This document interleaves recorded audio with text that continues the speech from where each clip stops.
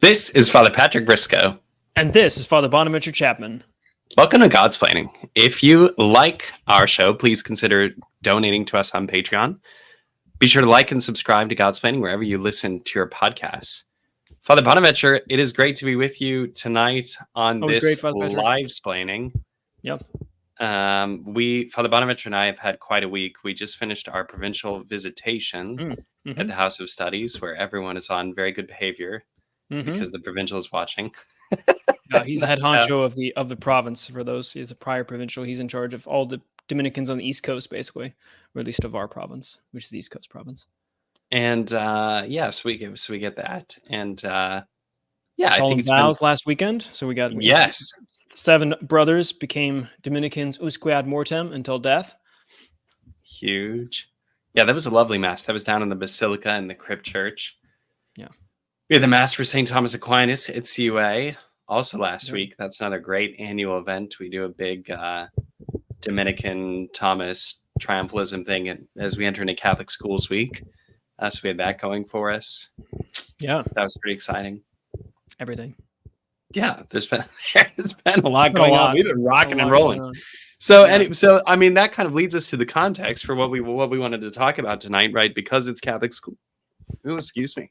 Because it's Catholic Schools Week, because we just celebrated the feast of St. Thomas Aquinas. Let's say a little bit about what we think that every Catholic should know about St. Thomas. So we just figured we'd lay it out, the 5 principles that we want everybody to know. So, Father Bonaventure, if you were to say one that would be the most important, where would you start? Yeah, I mean, I'm a philosopher, so I'm going to do throat clearing before anything else. So, give an order and a structure, and the wise man, orders things rightly, is what Thomas says in Summa Contra Gentiles. So I was thinking, what is it like overarching that makes Thomas so fantastic? Like, what's really great about him? It's not just hitting upon truth, but in the right way. And what's amazing is he's the common doctor, Doctor Communis. But I was thinking he's also the common sense doctor, right? Is this what? Flannery O'Connor calls him O'Connor calls him a hillbilly, kind of Thomist, a bump. I think Chesterton calls him like hillbilly Thomist. Chesterton calls him like a bump country bumpkin or something. He reasons like country bumpkin. I think it's right. He's just a common sense kind of guy. And you might think someone who wrote all those works and all the scholastic stuff wouldn't be common sense. But there's something extremely commonsensical about Thomas. He's like Aristotle, his kind of great grandfather, where he says, like, both and. He's not an extremist. He's not on one side or the other. He's always trying to say, it's probably kind of a bit of both, right?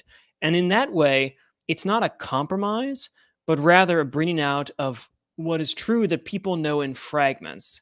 He gathers up the crumbs of truth in all things and puts them together to make a bread of salvation, you could say, a sacramental loaf almost. That is the Summa Theologiae. And other things. I thought we'd structure this on both and kind of stuff, because Catholics too, right? Not for nothing, are both and people. Tres Lazu, right? I choose all. We're not kind of exclusivists on any particular thing. Some people don't like that, but I think it's just deeply human and deeply like divine to try to grab all things if you can pull it off. So the first thing I was thinking about that I liked about Thomas is on both and is faith and reason. Because he's not an extremist. He gives us a way of being faithful and reasonable. Of course, Scylla and Charybdis, the 2 things you want to avoid. One is rationalism, just pure, you reason your way to God and reason your way to all these things. And that faith is just for people who don't have good minds. Right. You could imagine this is a trope that Moses Maimonides and some of the medieval Arabs have, that, the faith is for the idiots. And then the elite reason things. And Thomas isn't like that. He thinks reason and faith go together because you need both. So reason is good, but it's not everything. Now, on the other side, though, you have the kind of fideists, people who say, well, it's all revelations. Think of like evangelical Protestants or something, that, reason doesn't have anything to do with it. Luther was famously declared reason as one of the lesser professions in history. That reason is just not at all useful, and actually takes you away from God. And Thomas isn't here either. Thomas has a nice account that reason is good, God created it, and that we can even use it in theological things, right? But it's not a replacement for the gift of faith. So that what reason does in faith is it tells you why a theological truth is not impossible. So if a heretic or someone raises an objection to the faith, you can rationally show them that it's not impossible that some revealed truth is true, the Eucharist, Christ's two natures, the Trinity. So you can show that they can't prove it to be false, the theological thing, but you need revelation, you need the faith to actually affirm its truth. So reason just touches the door. It kind of clears away the problems, but it also respects that it's not the tops. So you get a nice balance of the fact that, yes, revealed truths about God have to be revealed. They're not, this isn't made up, this isn't fairyland, even a rational one. And yet at the same time, we can use reason to argue away from other positions, that it's grace perfecting nature, even the nature of rationality, and not grace destroying nature or nature replacing grace. That's nice. I like that a lot.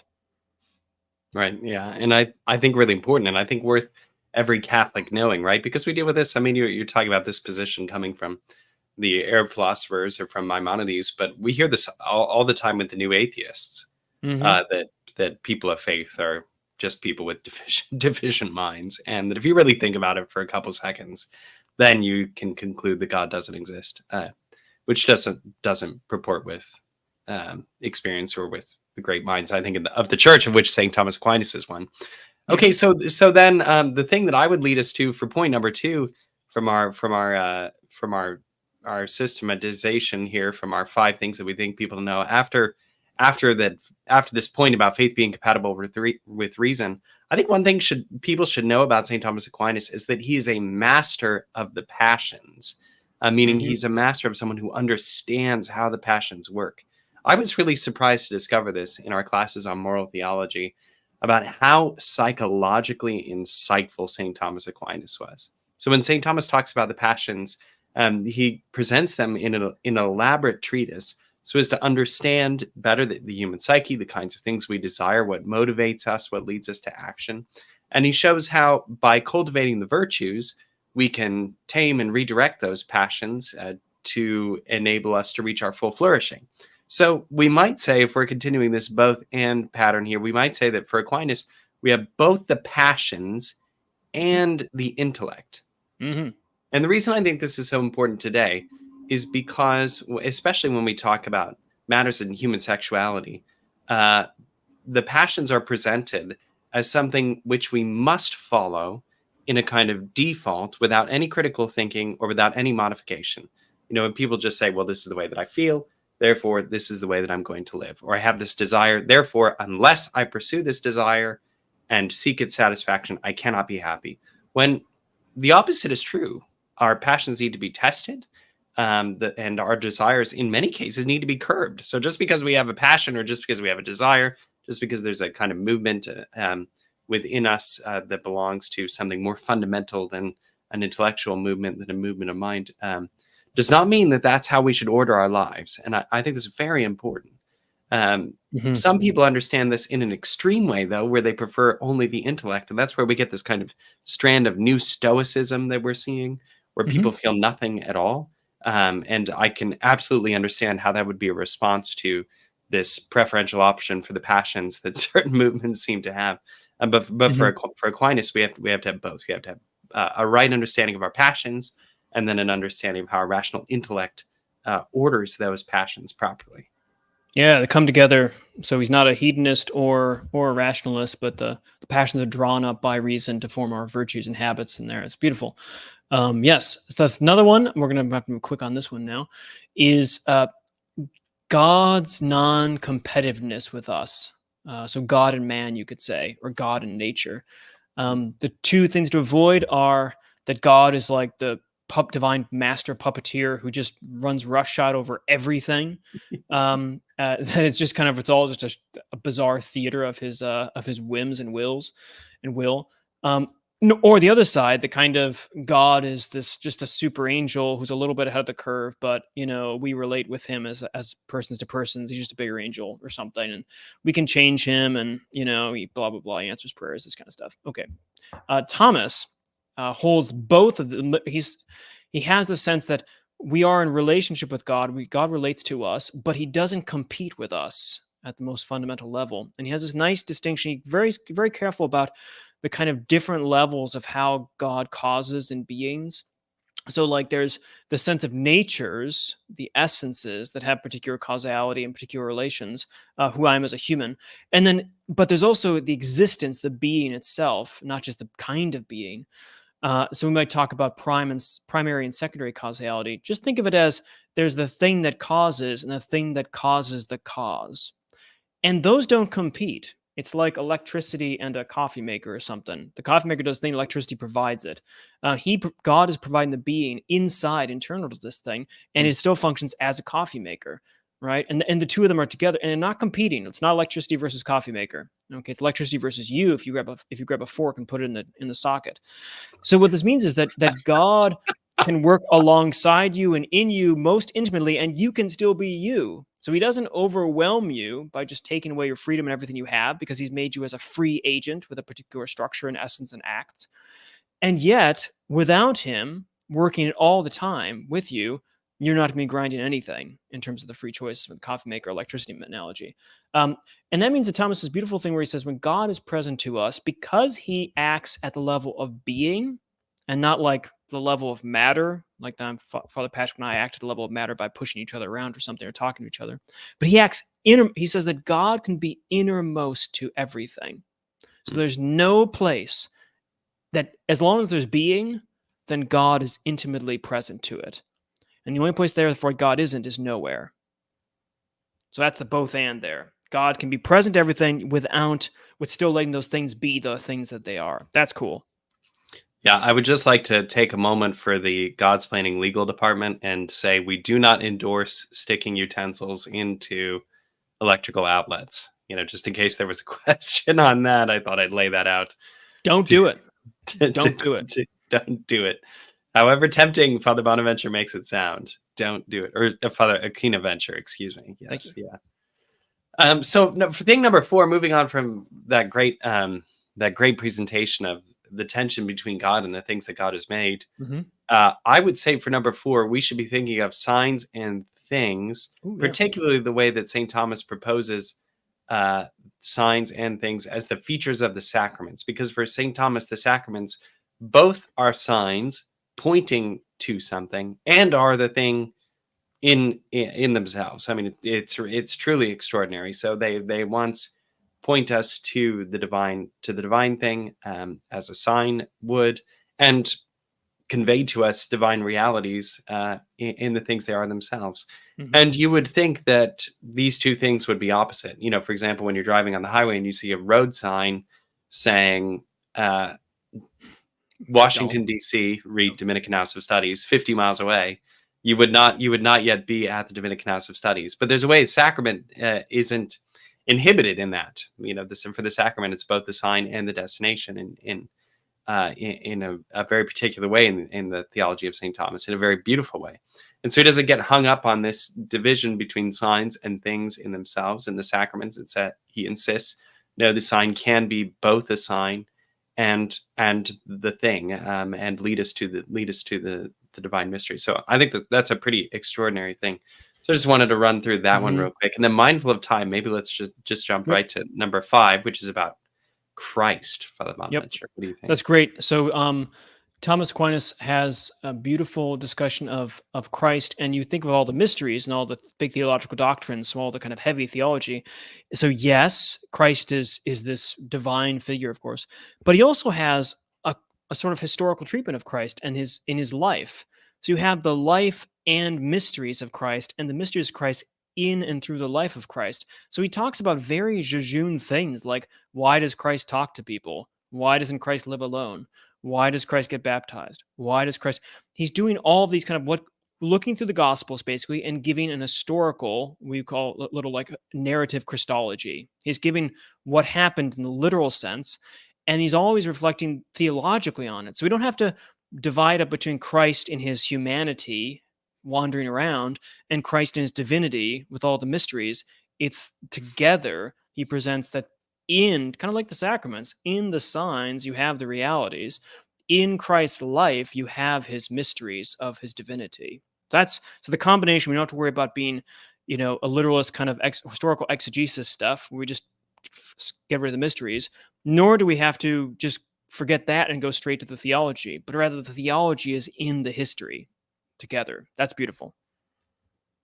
Which and it makes St. Thomas's treatment actually very scripturally robust. I was surprised by that when we studied St. Thomas's Christology, because there's this false division between a kind of medieval Christology, so-called, and then a more scriptural or more biblically rich Christology, so-called, and that's just fake. And he's got biblical theology. He's got classic biblical theology in its finest form. Biblical scholastic theology, you could call it. It's extremely beautiful. So there are, of course, many other things that we could say about the grandeur of St. Thomas's theology and his philosophy, to you there, Father Bonaventure.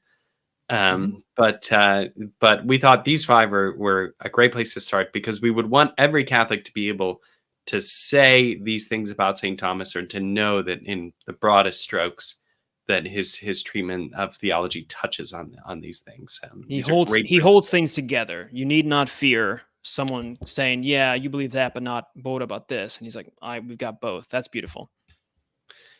Truly. Well, let's jump in here. So first, HG got in right at the top of the chat. He said, "Good evening, fathers and everyone. Apologies for not being able to watch the stream. We miss you. Have school in the morning. So does Father Bonaventure." Update. Friend has been attending masses now with some hiccups. Okay, we're still praying. May God continue to bless your ministry, and may his love and mercy continue to reflect from you all. Okay, great. Thank you. Great question. Appreciate that. Love it. Seems like there might be something missing there. I don't know. But thanks, HG. That's great. Perfect. Okay, so Tim asks our first question from our Patreon supporters tonight. He says, "What should you do when a priest who you don't know advises you that what you have confessed is not a sin, when you know, based on the catechism, natural law, and magisterial documents, that it is in fact a sin? Is that sin still absolved? He is not from my parish, but was visiting as retired priest in my diocese. I fear he may be giving this, in my opinion, wrong interpretation of what the Catholic Church teaches." Okay, thanks, Tim. Father Bonaventure, you want to jump in? No, that's a good question. I mean, it's hard to get into specifics of what could be interpreted there, I suppose. You've confessed it. You've confessed the sin, even if he says that's not a sin to confess. You haven't held anything back, and so when he absolves you of all your sins, right? That's good to go. So if he had stopped you outside of the confessional and he said something like, "Hey, what are you going to confess in there?" and you'd said this, he said, "Don't confess that," and then you went in and you didn't confess that, and then he absolved you, then you wouldn't have.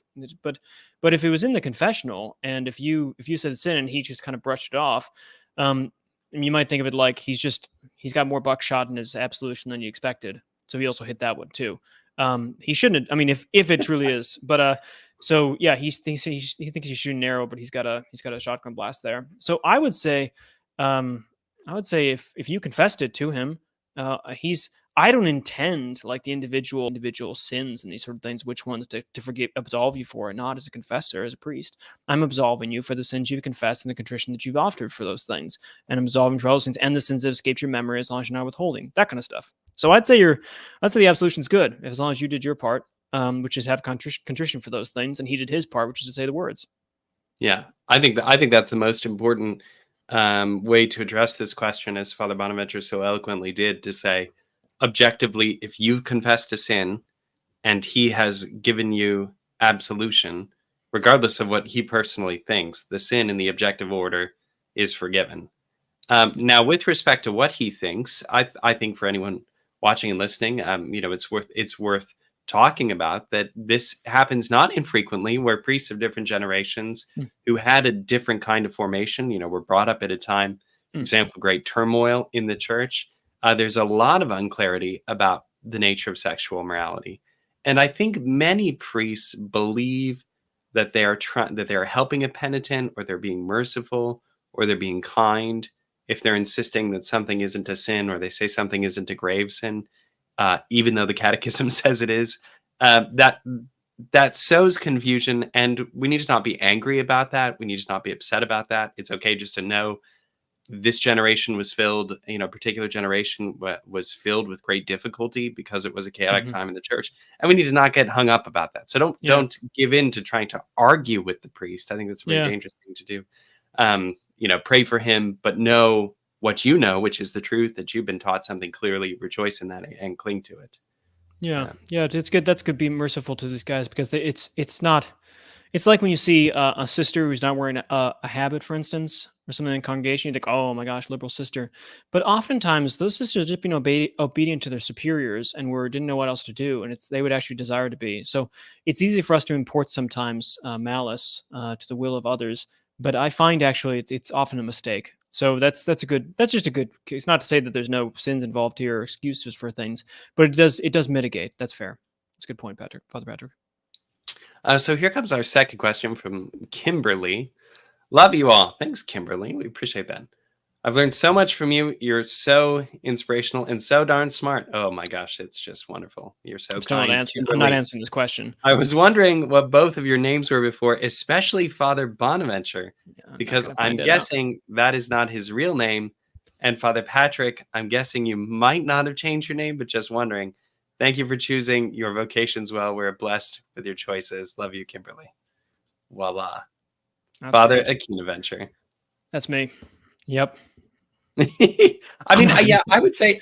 So the thing here, and people don't understand this. It's totally fine. Like I totally get it. The beauty here of entering religious life is that you've adopted a name, right? And you're transformed by all the choices you made. So talking about what our names were before is a little bit funny to us. It's just a little bizarre because we've moved on to a different life and to a different ministry. So yeah, now to be fair, it is our baptismal names. There are baptismal names, so there's still the graces there, and this is the perfection of baptism in a way. But it is just, and I don't think people get this, but it is a weird question for us. It is a weird question. I remember Sister Anne Francis, who both of us knew at Providence College. Whenever students all of a sudden realized that perhaps that wasn't her given name, her baptismal name, she would like giggle and wander away from the table, so that you couldn't possibly, because she didn't want to be in a part of this. And I remember the student going like, why'd she just leave? And I said, well, look, I can't. It's hard for me to explain, but it's just that's kind of a thing that the family knows, and people. Again, it is hard to explain, but yes, I do have I have a beautiful baptismal name, and I'm very grateful to my parents for giving me it too. But there we go. Boom, voila. Okay, coming in from Mitch. What would your advice be for a Catholic who has a hard time ceasing a particular prayer devotion, either to allow for a new devotion or because there isn't enough time in the day? Father Bonaventure, what do you think? Yeah, I mean, I think we have devotions and we kind of clutch to them, cling to them because they start to do something to us psychologically, and I guess the question is why would you add a new devotion? Is it the other one's not working? Or is you want to do something new and you're afraid of giving up the other one because of maybe then there was something that was doing and I'm worried about that. It's a bit like, I guess, lists of prayers, like people you keep adding, and you might find, my gosh, my list is getting really large, but I can't let that person go off the list. So what I'll do is I'll spread it out over days, and then the list keeps getting bigger, and then you have to just take a prayer leap and realize that it's okay not to pray for everyone every day. Given as you kind of change this sort of thing, because it becomes this kind of rote machine gun prayer kind of stuff. I think with devotions, it could be similar. So there's no need to add a lot. No need to have tons of them if you have good ones, I should say. And if you're looking at changing one, do it ad experimentum. Like just say, well, I'm just going to swap out this one or try this one here. You don't need to be committed to, now I'm leaving that one behind. But kind of ad experimentum might make it easier, so that, and you can find out whether this is a good devotion or this is not a good devotion. I don't know. Father Patrick, do you have any thoughts on that? Is that what they're asking? When we start counting our devotions, I mean, for me, this was tough when I first entered seminary before I came to the Dominicans, because the temptation is to believe, okay, if I start doing these things, then I'm growing in holiness. And the more of them I do, the better person I am therefore becoming. And that's just not the case. And some people are very good people who hate the Divine Mercy Chaplain. Now they're going to have to explain that to Jesus, False. but Yeah. Logically but incompatible. but Yeah. but conceivably it is possible. So Yeah. I think the point here, especially when we're talking about devotions, which are, extend beyond the sacramental life of the church, the things we must do for our salvation.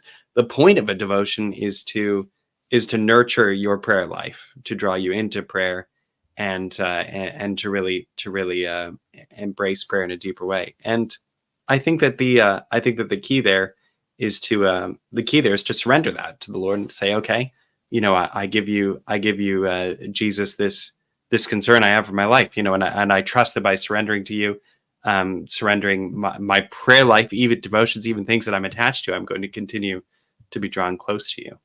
Mm-hmm. Yeah. So we've got another question that just came in here. Let's head out to this one here. So Jump Streets Have Everything in a Need has asked us, how can I tell if I'm in a state of grace? Is there more to discovering our grace state than ruling out mortal sins? I have a bad memory and hate to spend energy on deciding whether what I had done met the 3 requirements for grave sin. Father Bonaventure, what do you think about this? Well, know you're in a state of grace. So grace, let's put it this way. So people think grace is like a substance, like a, I don't know. It's like, am I in grace? I'm in a river. I'm surrounded by grace, this kind of stuff. But grace is the life of God, and God's life is the life of knowing and loving. So state of grace means to be participating in some way in the love and the knowledge of God, and not just objectively like loving Him and knowing Him, but actually loving like Him and knowing like Him. So knowing people in some way that He does, and loving people in some way that like He does. Mm-hmm. And the state of grace is, you can ask yourself, how do I know? Well, there's no thermometer to that. It's the question of whether you're in love with Him, in love with His people, in the way that He's in love with Himself, in love with His people. And so if you're moved to affection for Him, and you desire to know Him more, then you can, and your objective measures are there, like you've been to confession, all this sort of thing, the objective, but the subjectively speaking, it's a matter of, do you experience knowledge and love of God? And not only just, not like theological speculation, but of His people too. Like, do you love other people, and do you want to know them in the right way and be merciful, this sort of thing? It doesn't have to be like perfectly, but if you're in the state of mortal sin, that means you're turned away from Him. Your charity and your hope is dead. Your faith is gone. Your faith is dead. And you shouldn't have any really the kind of love involved that be there. So I think the best shot you got is to ask yourself, do you feel comfortable saying, Jesus, I love you, and mean it? And I think if you actually mean that, then that's not a test and a proof of the state of grace, but it means that that's as good as it gets. Is what you're supposed to be doing, is loving Him and loving those around Him. So I'd say objective measures there. If you worry about those, ask yourself, do you love Him? Do you love Him? And don't get like, well, I'm not perfectly. Just do you feel pulled to Him? Do you feel drawn to Him? Do you feel like your heart is moving for Him in that way? And I think that's a robust experience of something like grace. That's what I'd say. This is one of the most difficult questions in the spiritual life, I think, especially for people who have been formed in the Catholic tradition, who have received Catholic teaching, because it's so difficult often, once you've moved beyond eliminating mortal sin in your life, to realize what else there is. You say, oh, I was very comfortable with you, God, when I could focus on these bad things and just try not to do them. And then once our lives change, once we are given the grace to overcome vicious habits, particularly if they're long-standing, then it can be overwhelming. We don't know where else to look. And so I think that what's being described here, I don't know if that's exactly your situation, but I think what's being described here, this movement from the kind of this kind of initial stage about the concern for mortal sin to a deeper, fuller, more vibrant life with God, I think it is a little bit alarming, and it does raise some questions for people, because they're just not used to how it looks and how it feels yet. And so I think Father Bonaventure's suggestion there about focusing on the love of God and communion with Him is so important. We used to talk about this in classical language, in theological language in the church, as pertaining to the three stages, right? The purgative, the illuminative, and the unitive. And I think looking at those three stages and focusing, especially, now we've moved beyond the purgative, so to the illuminative and the unitive, stages 2 and 3. I think that will really help you to embrace a kind of love of God, a vision of the spiritual life, and understanding of what it means to live in grace that's deeper than mortal sin avoidance. Mortal sin avoidance thinking is really important. It's really key, especially today where our culture just doesn't believe in any kind of sin at all, except when you try and say that something's a sin, then you're the sinner. You're a bigot if you think some things are wrong. Yeah. But apart from that, I think that we really have to work to conceive of what this life with God can be like. And so that would be what I would point to, is to look for resources. Yep. I think that Father Garrett Lagrange is the best on this. He writes a great treatise for beginners called The Three Ages. But that's a really good way to begin to examine this. This question here. Father Gabriel of Mary Magdalene wrote a book on union with God, I think it's called. It's on St. John of the Cross's kind of version of the three ages, three stage, and it's fantastic, and it's very, very easy, very accessible, very cheap. It's a great book. So I think it's called Union with God or something with that. But Saint Gabriel of Mary Magdalene on St. John of the Cross's Theology, it's fantastic. Yeah, fantastic. Okay, good. Thanks, Father Bonaventure. Jumping back up here. When engaging with Protestants, I frequently get objections along the lines of, if the Catholic Church was Christ's one church, then we wouldn't see the failure to discipline those who undermine the faith. What's your recommended response to this? If I recognize that I believe the church does fail to discipline dissenters or abusers at times, it fails to truly answer the objection. Yes. If I state that all institutions fail to uphold their own standards, then it seems easy for the denial that the church is anything special. Yes. I don't think those are good arguments against the church's unique authority, but I don't see any great rebuttal to it. Mitch, what do you think, Father Bonaventure? Yeah, this is... So one is, I think we have to move past the idea, and it's easy in America to think of this, that there's like different churches competing. That it's like Methodist Church versus the Lutheran Church versus the Catholic Church. And the Catholic Church doesn't have this vision. There's just the church. The Roman Catholic Church is the kind of fullest instantiation of that, and the other ones are related to it. But so it's not competing like, what is your church compared to my church? What are the claims versus my claims? Just even in your mindset, that's good to remind yourself of. It's like, no, you're Protestant. If you're talking about Protestant, they're protesting something. So it's an asymmetry. More importantly, it's to say that, therefore, the answer to why he doesn't do this more is not unsimilar to why the answer he doesn't do this more in the world in general. Like, you could just knock this up a step and say, well, if your God is a good God, then why does he let all this bad stuff happen? And in one way, there's no answer to that. Another way, that's just what freedom looks like. And if that's good there, then why is it different when the church involves free humans too? Like, if you're going to accept the claim that if God's a good God, therefore he lets people do things and permits them to do these things and governs these things, then why does it doesn't work when you go inside a stone building? That's bizarre to me. So I think that's a perfectly fine answer to it. If someone doesn't accept that and thinks, well, your church should be perfect, you say, I don't understand why a fallen humanity should be perfect. That doesn't make any sense to me. You don't care about, think about that's true in other places. So why is it because a church building is around? Well, it's got the sacraments of Christ, right? In humanity, both and kind of stuff. Like, just not going to happen. So I think those are perfectly sufficient. I don't think that's a super huge problem. But remember, there's only one. It's like one world, one church, one God. We're good to go. So you don't have to like compare this with anything. Yeah. Sin is real and it has real effects, which actually leads to our next question here, in which someone is quoting me to myself, which is very dangerous. Father Patrick, you recently stated on a live stream that you respect the worldview of Calvinists. So Father Gregory and I were asked what we would be if we weren't Thomists, and he said Augustinian and I said Calvinist. I Said find the same the thing, yeah. doctrines of limited atonement and unconditional election, as they understand it, to turn God into a monster that has created vast portions of humanity just to send them to hell. Yes. What do you find appealing in their worldview? A little bit that. Father Bonaventure, wow, so close. Yeah. Yeah, good guess. I know you're from this belief system formally, so please chime in as well. So being a little bit glib there, because obviously the conceptions of God that John Calvin and those who follow him elaborate that is very difficult for me to take, and not something that I'm warm to. That's But all right. what do I really love? What is in fact very attractive to me about Calvinism?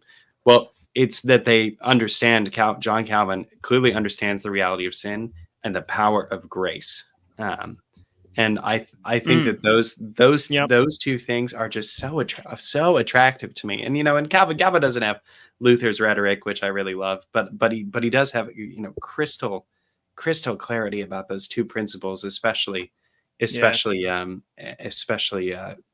the nature of sin and the power of grace to combat it. So that's what I like about Calvinism.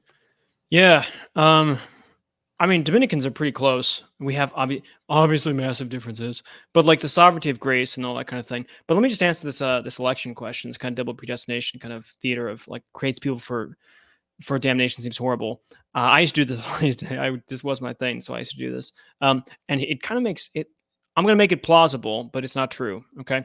So you think, why in the world would he create people to burn in hell and damnation and all that? Because of his glory.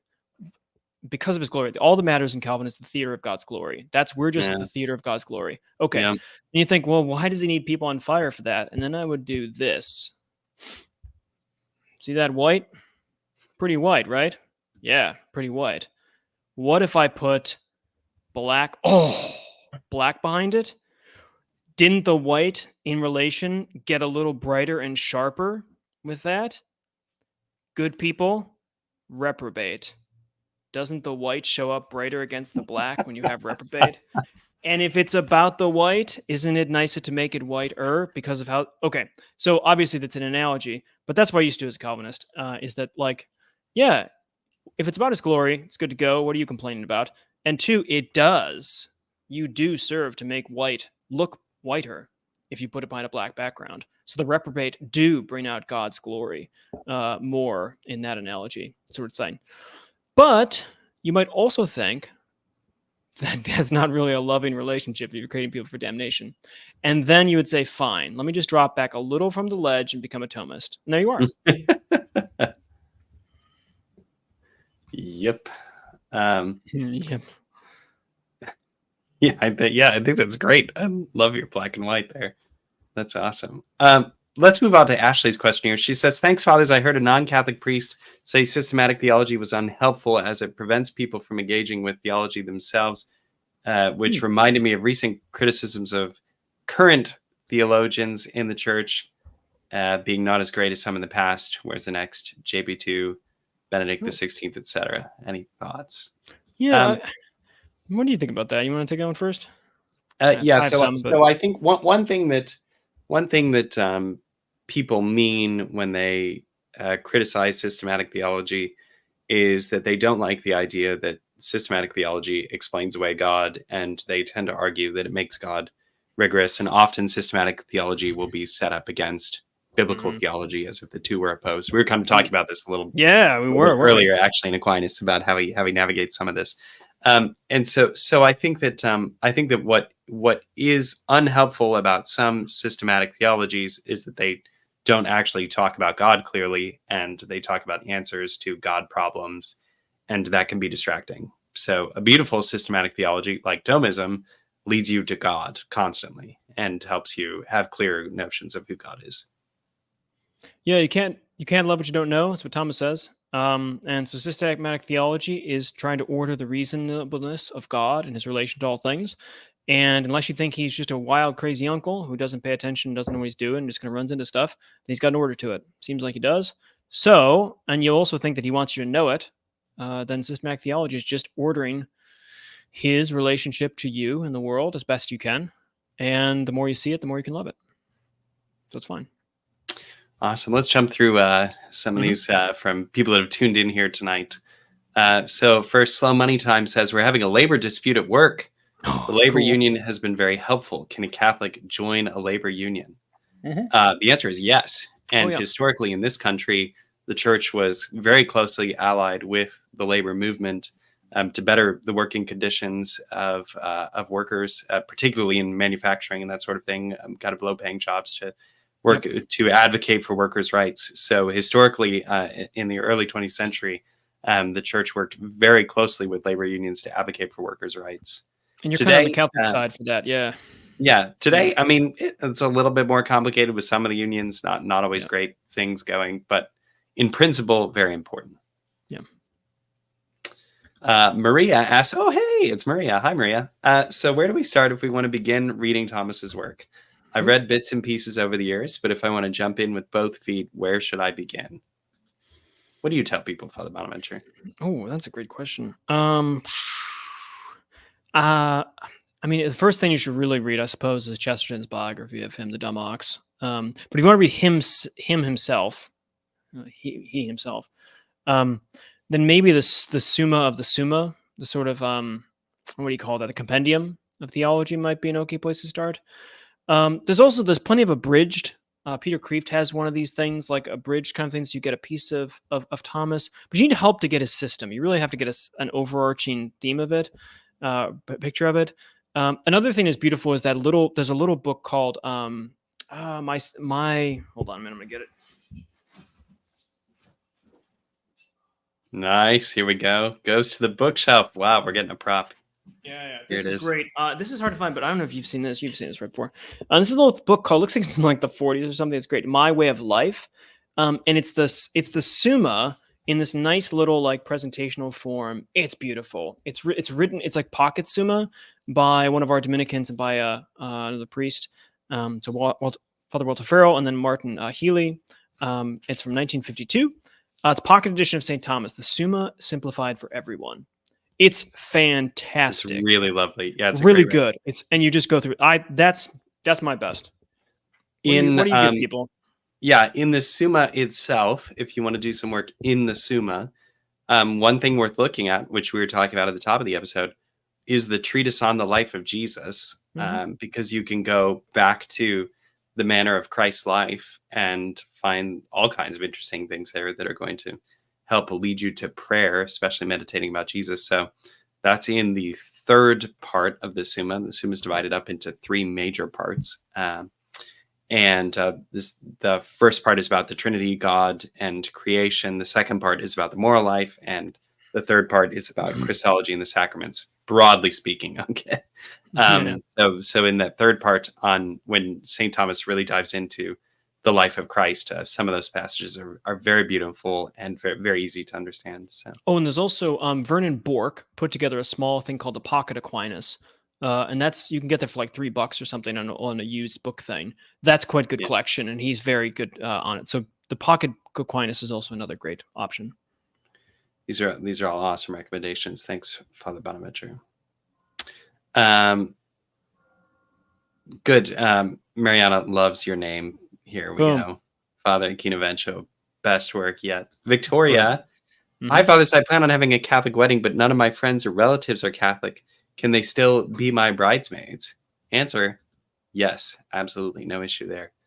The church has very elaborate requirements for godparents, but not for the witnesses of a marriage, and bridesmaids, serve in a kind of extended way of witnesses to a marriage. So that's really about putting your squad together. So no difficulties there. Let's jump back up to last couple questions from Patreon supporters, then we'll round this out. So this comes from Diane, who asks, if someone is struggling with some fears and doubts, would you encourage him to enter the church at Easter? He's above the age of reason, so he would be baptized, confirmed, and receive the Eucharist at the same time. My thought is that the grace he would receive through the sacraments, the infused theological virtue, nice Thomism, would help him on his faith journey. He is just at the beginning and likely feels unworthy, not ready. But quite honestly, I'm not sure anyone is fully ready. For context, he's committed to scripture reading. He's doing Bible in a year, reading the catechism, praying, going to Mass. He has the opportunity to enter on March 30th or defer for another year. Thanks for your advice, Diane. Father Bonaventure, you went through this several times when you were helping out with RCIA at Providence Yeah, College. you've done this as well. What would you tell Diane? Yeah, I'm death on Pelagianism. I think it making yourself perfect before you go and get married to Christ is not going to happen. So I'm more inclined to say as long as it's more than 50%, like if you're like, yeah, like I'd like to do this. You have a desire to do this, and you have some commitment to it, even if you have doubts or difficulties. Maybe that's right. Newman always talks about the difference between a difficulty and a doubt. And so I'd be inclined to encourage, because life's long. The Catholic Church is right, and you might as well get in now and work out stuff in grace as long as you're open to it. You can't do it from the attitude of probably not real, but I'll give it a try. Like I don't know what number that is, 40%, like whatever, but I think we all kind of know more or less, like, do you think it's more likely or not that you'll be Catholic in your life? And if the answer is yes, then it's probably okay to do it. But if you think probably not, I'm probably not going to end up being Catholic at some point, even though you probably shouldn't. So that might be one way to judge it. I don't know. You've done this stuff too, Father Patrick. Do you have any? It's very, of course, always particular to the situation, but I'm more inclined to say if you've got the desire and you have a basic suspicion, go for it. I agree with that. And I think one thing that could be overwhelming in RCIA, and I taught a class and helped a number of people to join the church. I think that what can be overwhelming is people can be kind of consumed by a desire to know everything about the Catholic Church. And that's just not possible. I mean, living as a Catholic means continuing to learn. And so that comes in when we're talking about readiness, because they might think, oh, I have to kind of pass an exam, and well, what you actually need to know to enter, what you really need to believe in your heart is pretty minimal, and the lifetime of your spiritual journey, where you're going to continue to grow in your faith, is substantial. So I agree with what Father Bonaventure said. Look to the basic question: Do you think the Church is broadly speaking right, and will you spend your life exploring that? That's what we're talking about. Nice. Thanks, Panda, for the donation. We appreciate that. James Coffey asked, did Aquinas write a commentary on Romans? I think he did. I don't remember off the top of my head. I think he did. I'm going to go with yes. That seems like an important one. No, he did. Yes. Yep. Okay. Yeah, excellent. Did, yeah. Good work on us. Yeah. Yeah, good. Okay, boom. Next question. My diocese is doing a Marian consecration. I know Dominicans love Mary and the Rosary. Does your order do a Marian consecration, or is it a personal decision? Any advice for the process? Thanks. What our order does, most importantly, is promotes the Rosary Confraternity, which you should join. So, of course, you could do de Montfort's consecration. De Montfort is a third order Dominican, and the de Montfort consecration is born a lot of grace. So that would be a kind of Dominican consecration. But by joining the Rosary Confraternity, you ally yourself with the graces of the order and the order's prayers. So that's a huge benefit. So that's what I would encourage. Father Bonaventure, any favorite modern Catholic writers? Do you have thoughts on John Foss? I don't know. Who's John Foss? Do you know John Foss? I do, yeah. He's a Norwegian, I believe, Catholic convert who just won just won the Nobel Prize. Did he? Wow. Fiction or nonfiction? Fiction for Nobel Prize, right? Yeah. Oh. I don't know. Norwegian. Yep. Oh, I'm gonna have to look at him. That's a great suggestion. Oh no, I don't. I haven't read him, but his biography is compelling. Wow, that's great. Modern Catholic novelist. Do I read? I can't think of any off the top of my head right now that I'm reading. I tend to stick to the more tried and true classics, Graham Greene kind of stuff. I'm open to it. I just don't know that many of them. But Father Patrick, you might know more. But John Foss, that's great. I mean, modern, right? Broadly speaking, 20th century. Graham Greene would be Walker Percy, the kind of huge. Yeah. But super modern, contemporary. Maybe I'm thinking contemporary now. But contemporary, somebody who's alive that I'm really into. Yeah, I mean, I would say and of course her name's escaping me right now. She wrote A Secret Donna Tartt. History and The Donna Goldfinch. Tartt. Yep. Yeah, Donna Donna Tartt. Tartt. Yeah, she's good. Amazing, really pretty good. amazing. So, Yeah, it's pretty good. Yeah, Goldfinch is pretty good. is there an online Vulgate interlinear, the Vulgate text with a close English translation? That's a great Google has question. that. Yeah, Google has that faster than me. I don't know. Maybe. Probably. I know. I mean, the Hebrew and the Greek is out there because Protestants do that kind of stuff. So I benefit from them when I do interlinear Hebrew. But I don't know if the Vulgate. I mean, if there's not, ChatGPT can make it in 5 seconds, right? Yeah, So exactly. just turn on ChatGPT and rock it out. Yeah, I don't know. That's a good question. Yeah. Love you, Father Bonaventure. I think that was the important part here of Panda's Bingo. comment. Boom.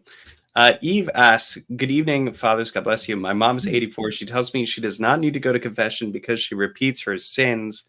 Also, she goes once a year to confess. Is this correct? So it depends if she's repeating her sins of murder, then yes, she does. If it's the same, like you're already 4 passions are gone. I mean, you're sinning. Okay, pride's still there. Yes. So the church requires you to go once a year, at least once a year, for grave sins, mortal sins, you could say, but grave's a little bigger in that category. So technically, she's right. Depending on what her sins. Again, remember, if she's like morally sinning, then no, she has to go all the time. But it's unlikely she's 84 and she's saying this thing. She's doing that. Who knows? But Dominicans are super big on the virtue of penance. So not just the act of penance, but the virtue, the habitus of being disposed to say I'm sorry to God. And all habits, as Aristotle says, come about not by teaching our nature, but by practicing them, by habituation.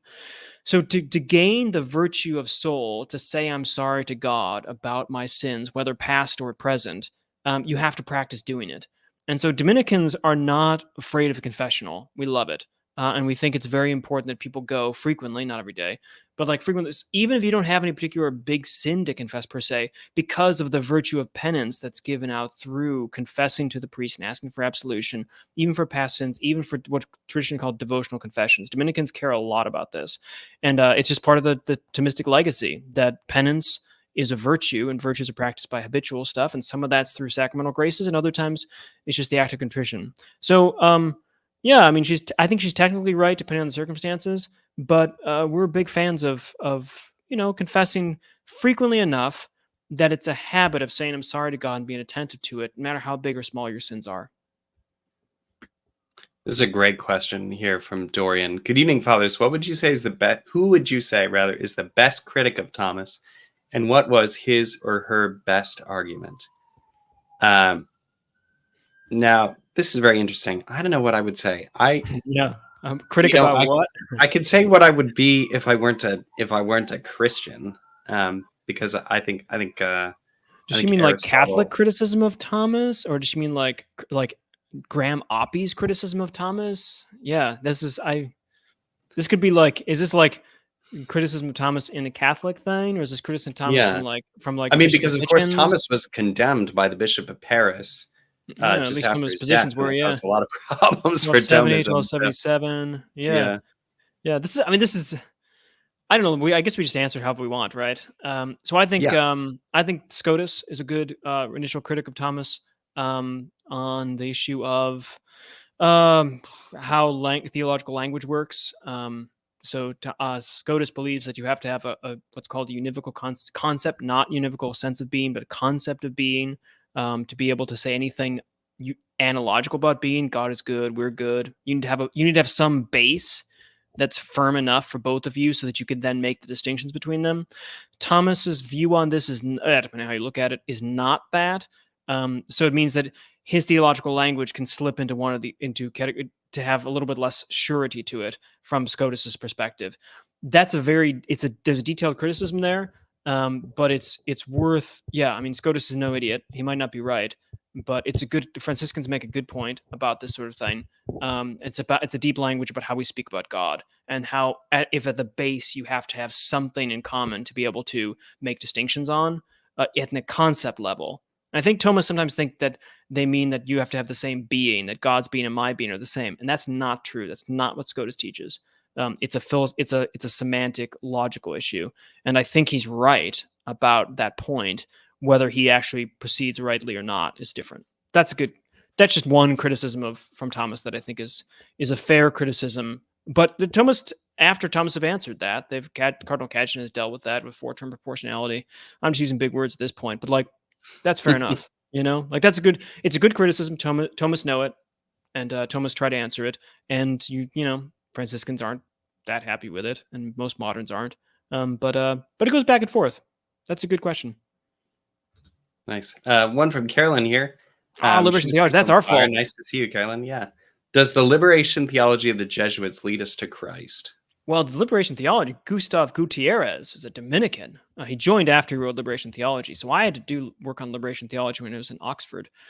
And does it lead to Christ? Here's what I'll say about it. Liberation theology is a big topic. Ratzier's work on this in the CDF was exemplary. It's fantastic. I felt personally, with reading the Theology of Liberation and spending time with Boff and Gutierrez and such on this, is that it felt like it was going back to the Old Testament. I felt very much like liberation theology was reading the prophets again, and the cry of the poor and all of this stuff, which in a sense you want to hear again, but I didn't get any sense that Christ had, in a sense, taken that up. And so the criticism rightly may be that we ought to care about the liberation of people in a way, but it didn't strike me that it was moving us forward in theological development, but rather moving us backwards to a more Old Testament vision of the relationship between God and man. And that was just my criticism of it. I think there are plenty of probably good things in there, but in specifically to your question, did it lead to Christ? At least theologically speaking, I felt like it was kind of leading away from him, just theologically heading more towards back to Old Testament prophetic witness, as opposed to kind of more New Testament atonement theology kind of stuff. John Paul II was famously set himself up against a number of the leading liberation theologians of his day and issued several condemnations of different tenets of liberation theology. Yeah. One of John Paul II's chief concerns was that liberation theology distorted the church's hierarchy. And I think that's something to take seriously, because the church is the body of Christ, and turning away from the church's hierarchy or attacking it is an attack on Christ. So that would be what I would point to as something problematic. Insofar as there have been contests with the hierarchy there, we can say that this doesn't lead us to Jesus. Yeah, that's right. Boom, we got just a couple minutes coming on the wire remaining here. Let's kick it back up to Calvinism from Mitch. Hey, Mitch, how's it going? If God had to create the black to make the white stand out, that seems to be pretty worthless. The tremendous appreciation for God's grace seems like a step on admirable goal, but highly problematic. Boom. I guess there's not really a question there. When you also have to square the all-loving God. Yes, Mitch, I'm trying. Here we go. Okay. Tolkien, Chesterton, Lewis. Which is the first to be canonized, if any? I mean, it's got to be Tolkien, right? Because Chesterton's right? Chesterton's on the way. He's got school, so maybe Chesterton. Lewis is probably unlikely to be, since he didn't die as a Roman Catholic. So that'd be moving into new areas of ecclesiology, right? Exactly. Yeah, I don't know. Tolkien and Chesterton. Not impossible. No, maybe Chesterton. He's at least servant of God, right? I don't know if Tolkien is. Yeah, probably. I don't know. Yeah, Chesterton's probably right. If you stand up in the middle of the new mass and yell et cum spiritu tuo, does that a problem? Yeah. Yeah, I know. So I'm going to say Chesterton. I think that's a win. That's a point in the Tolkien column. Yeah, that might be fair enough. This comes from Justin. Hello, Father Bonaventure. As a fellow Anglican to Catholic convert, have you read Lost and Gained by Newman? Oh, here we go. That is one of the No, The Soul of Gerontius I have. That is one of the books that I have not read of his, and he wrote a lot, but I have not, and that's great. He's great, and I've heard really good things about it.